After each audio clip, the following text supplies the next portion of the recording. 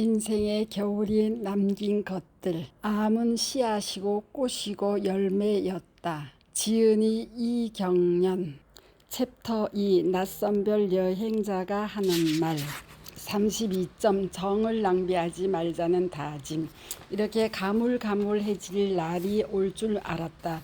차를 돌려 혼자 집으로 자발적 귀가를 택해 돌아오는 차 안에서 이게 울기까지 할 일이냐고 어이없어 하며 눈물을 찔끔대면서도 이 사실은 알았었다. 그랬는데도 그 며칠이 내게는 바람 불고 비 흩뿌리는 날이었다. 정말 왜 그랬나를 한참 생각해 떠올려야 할 만큼 이렇게 흘러가 버리고 말 경량이었는데 그때는 마음의 힘을 다 끌어내 견뎌야 했었다. 처음 발단은 정말 별것도 아니었다. 함께 숲 공부를 했던 좋은 사람들과 사진 생태 수업을 시작했고 난 여러 공부들이 그랬듯이 공부보다는 사람들을 누리려고 가는 게 이유의 반이었다. 그 시간들을 내가 사랑하는 자연 속에서 나 못지않게 자연을 사랑하는 사람들과 누릴 수 있어서 좋았다. 한 해 수업이 끝난 후 사진 전시회를 앞둔 날이었다.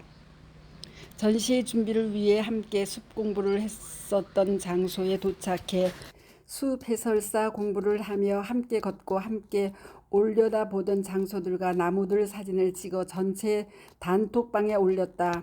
한껏 추억에 젖어 안부를 물었고 전시회 장소 안내도 겸한 안부글도 올렸다. 즉시 반가운 얼굴들이 튀어나와 추억을 회상하고 안부들을 묻고 시끌벅적 정담들이 오갈 거라 믿어 의심치 않았다. 숲 공부를 함께하는 시간 동안 그들과 나누어 온 정이 식히는 당연한 기대였다.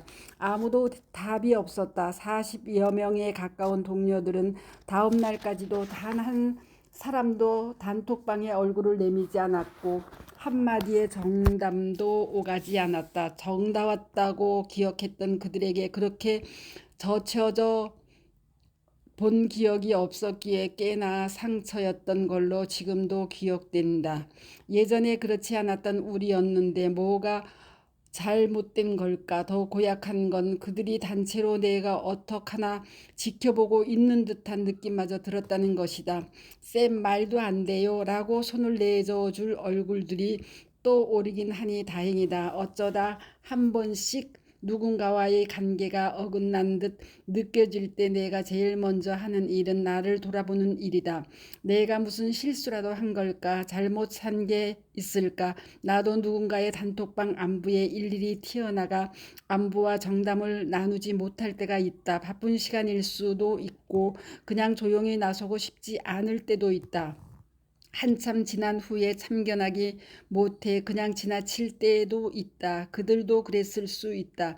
전체 중 몇 명만 참여한 사진 생태 수업의 사진전을 알리는 공지 글로만 받아들였을 수도 있고 와 보지도 못하니 미안해서 잠잠히 있었을 수도 있다. 어찌 되었던 그런 상황의 원인은 나에게 있을 수도 우연이었을 수도 또 다른 무엇이었을 수도 있다. 한 가지 확실한 건 나 혼자만의 정이 그만큼의 기대가 넘쳤던 듯하다.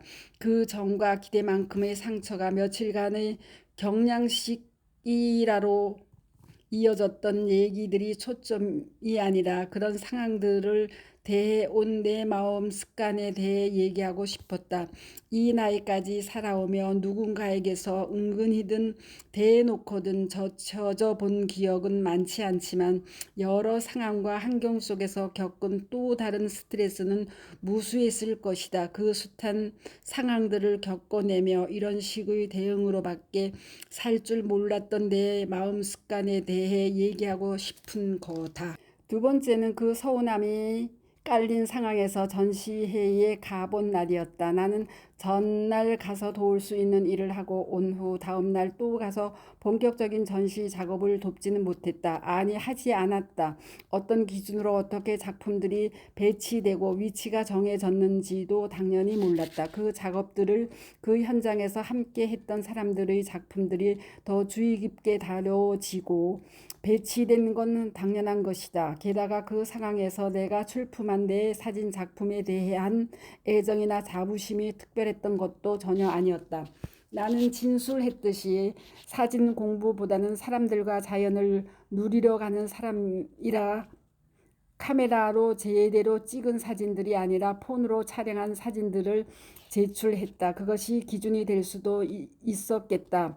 어쨌거나 내가 내놓은 사진들 3점은 다 센터나 이젤 하나 차지하질 못하고 변두리로 밀려나와 창문가에 여기저기 세워져 있었다. 다른 사람들 작품은 최소한 2작품씩은 센터나 이젤들을 차지하고 전시되어 있었다. 도착해 잠시 둘러보며 그 사실을 확인한 순간 이틀 전의 민망함과 섭섭함이 쓴뿌리처럼 다시 휘지어지며 혼자서만 그들로부터 밀쳐진 듯한 씁쓸함에 휩싸였다. 그 나이까지 살며 자주 경험한 상황이나 감정이 아니어서 더 크게 느껴졌을 수도 있다.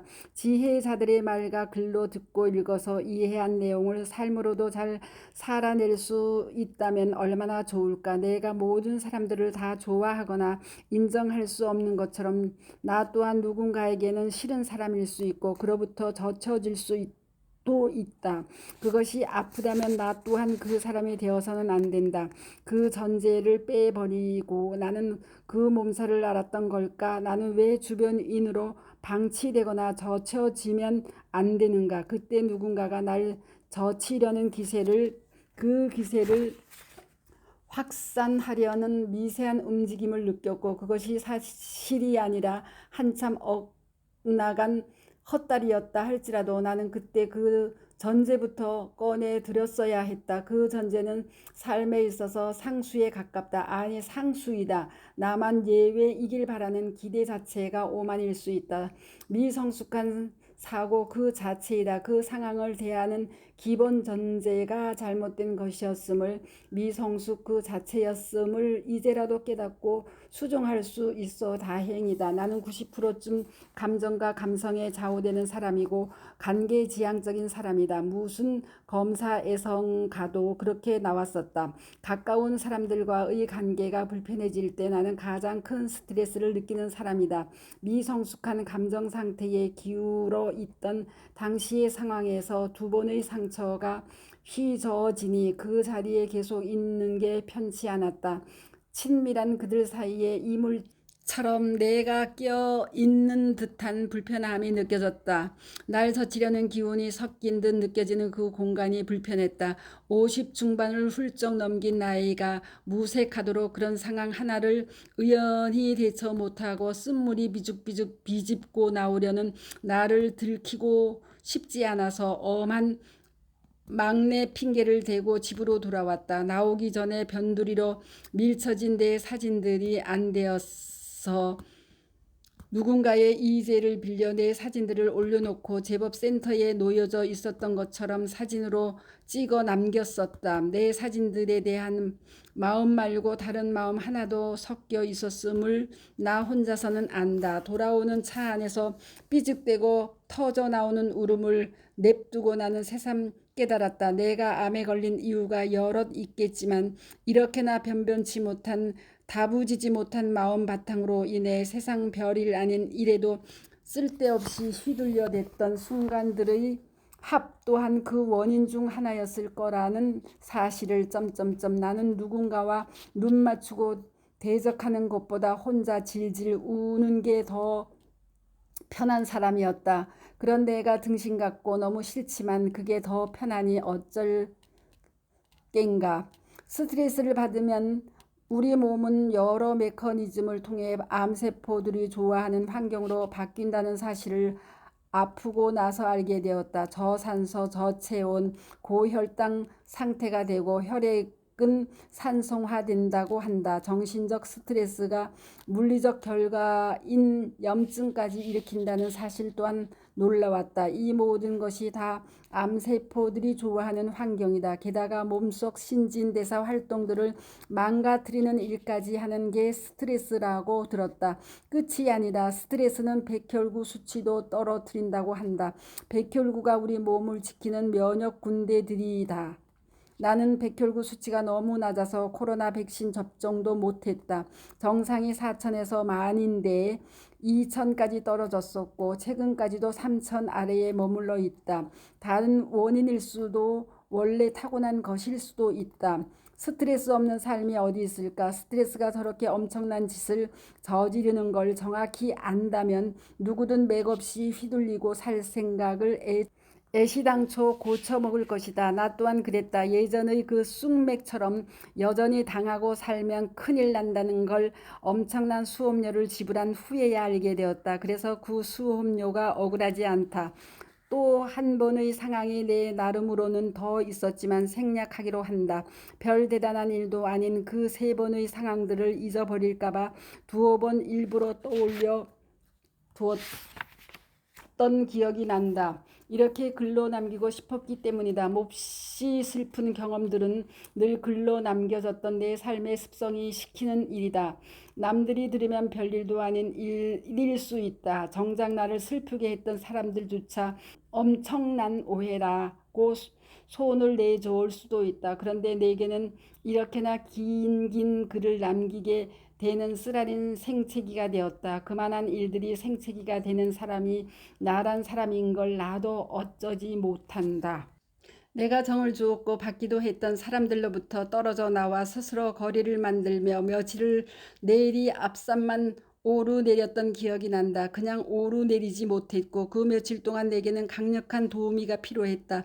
슬픔과 쓴물과 상처를 다독여줄 말씀들을 들어야 했고 쓰린 마음을 다시 일으켜 세워주는 책을 리뷰해 주는 영상들을 계속 들어야 했다. 내 마음이라는 게 스트라우스에 찾아든 씁쓸하고 울퉁불퉁해진 감정들을 씻어내리고 흘러보내는 일.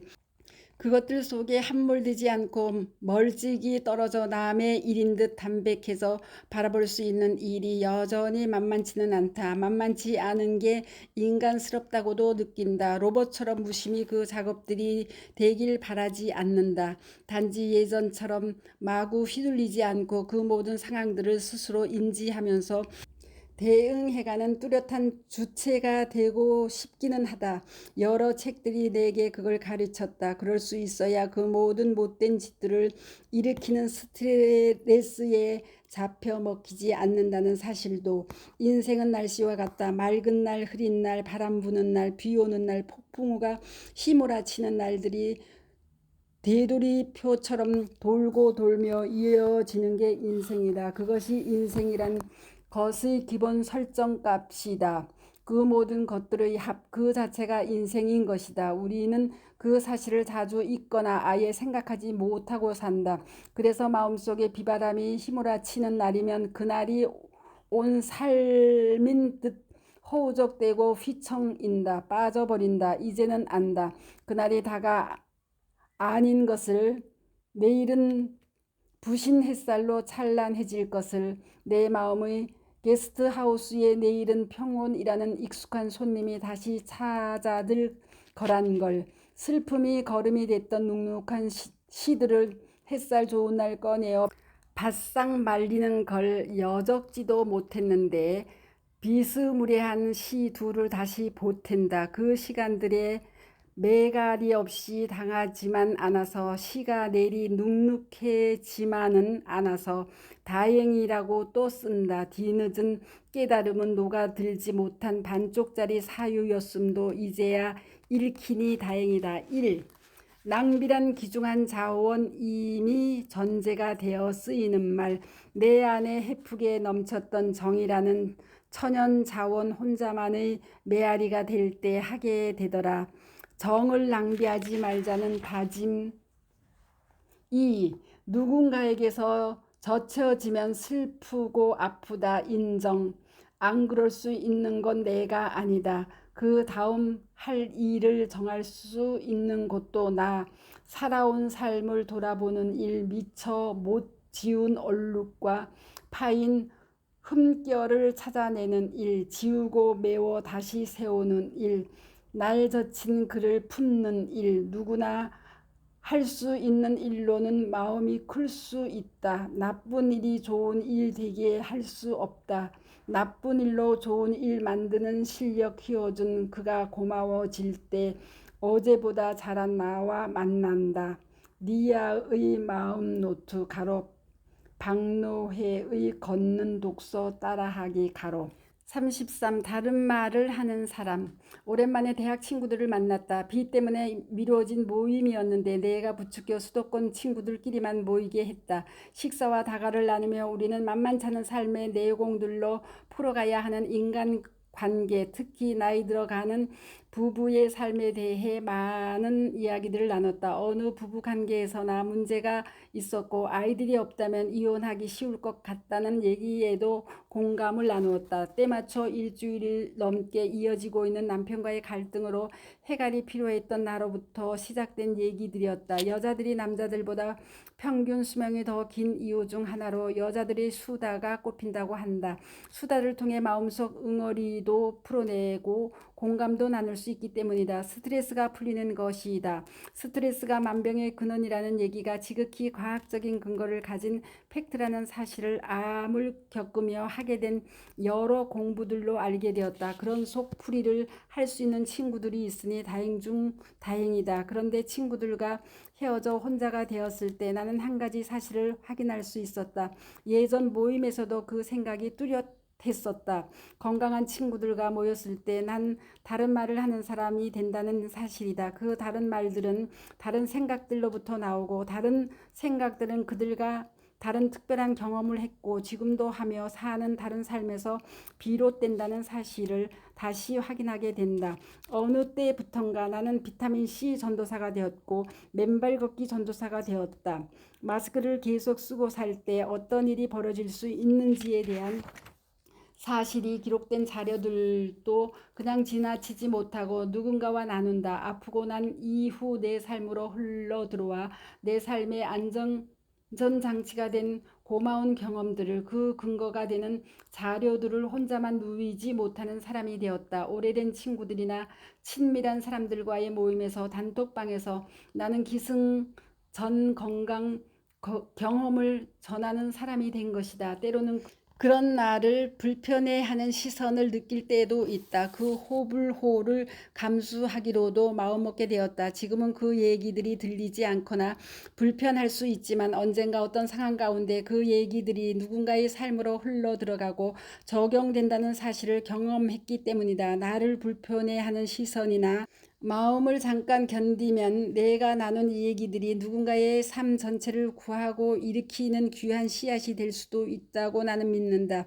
내가 그랬기 때문이다. 유방암 수술 후 며칠 병원에 입원해 있으면서 나는 자연 치유에 대한 자료들을 폰으로 검색하기 시작했다. 그때 제일 먼저 찾게 된 자료가 재미교포 대체의학 전문가 데릭 김이란 분의 오디오 강의였다. 그 강의를 통해 항암과 방사선이 오히려 바람의 원인이 되고 오히려 더 위험할 수도 있다는 사실을 알게 되었다. 그 강의에서는 의학적 팩트만 전하지 않고 주변 지인의 경우를 사례로 전하기도 했다. 어느 지인분이 병원에서 권한 항암 치료를 계속 받다가 고통만 당하고 죽음에 이르렀다는 얘기였던 걸로 기억된다. 너무 오래되어 정확한 내용인지는 잘 모르겠다.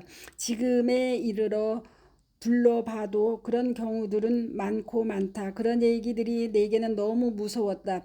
게다가 항암을 하게 되면 머리가 다 빠진다는 사실도 무서웠다. 항암 주사를 맞으려고 하루 입원했다. 태어난 내 옆 병상의 아주머니가 식사 중에 너무 무섭게 토하던 모습에서 그 두려움은 절정에 달했던 것 같다. 그래서 내 의식은 자연 치유 쪽으로 흘러갔고 꼬리를 물고 이어지는 인터넷상의 자료들과 누군가가 SNS에 남긴 정보들, 그를 통해 항암 방사선, 항호르몬 요법에 대한 내 경우의 결정을 하게 된 것이다.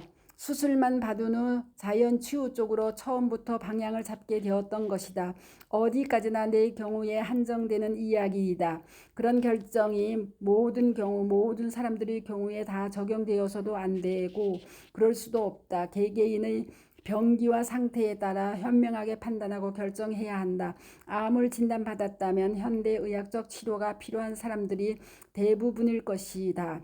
나는 운이 좋게도 초기였고 그래서 그런 용기를 낼 수 있었던 것 같다. 병원에서 권했으나 하지 않았던 현대의학적 치료들로 인해 불안할 때도 있었지만 그런 판단을 했고 그런 결정을 한 사람이다. 정말 감사하게 여기까지 안전하게 올 수도 있었다. 그런 결정을 한 후 내 나름의 방법과 길을 쫓아 여기까지 오는 동안 누군가의 직접적인 길 안내나 코치를 받아본 적이 없다.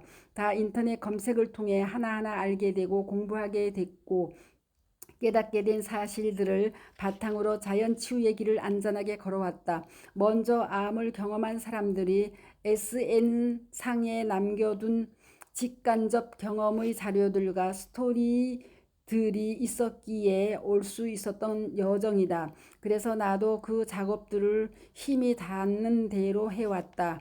블로그에다 글로 기록하고 유튜브에 이야기들로 풀어내어 올리고 그리고 이렇게 책으로도 쓰고 있다. 내가 해온 이야기들, 써서 남긴 글들이 건강한 사람들에게는 딱히 필요치 않은 이야기이고 글일 수 있다. 가수 이승은이 자신의 노래가 모든 사람에게 필요한 노래는 아닐 거라는 얘기를 했을 때 공감했던 이유이다. 내게 이승윤의 노래가 때때로 필요한 것처럼 때로는 가슴 절절하게도 듣게 되는 것처럼 내가 써서 남긴 글도 이야기도 누군가에게는 그럴 수 있을 것이라 믿는다. 실제로 많이 만나도 왔다. 그거면 충분하다. 내가 다른 이들로부터 이미 누린 선물들처럼 나 또한 누군가에게 어떤 순간 선물이 될 수 있다면 여러 사람들 속에서 내가 다른 말을 하는 사람으로 굳이 살아가는 이유이다. 당신 옆에 있는 그 사람은 조금도 당연하지 않다. 머리가 아닌 몸으로 무언가를 깨닫는 데에는 늘 큰 비용이 든다. 무려 암에 걸리고서야 그걸 알았냐고? 그러게 말이다. 살고 싶다는 농담 허징이 34점 유방암 수술 후 4년차 정기 검진 결과로 이어집니다. 스토리양입니다. 감사합니다.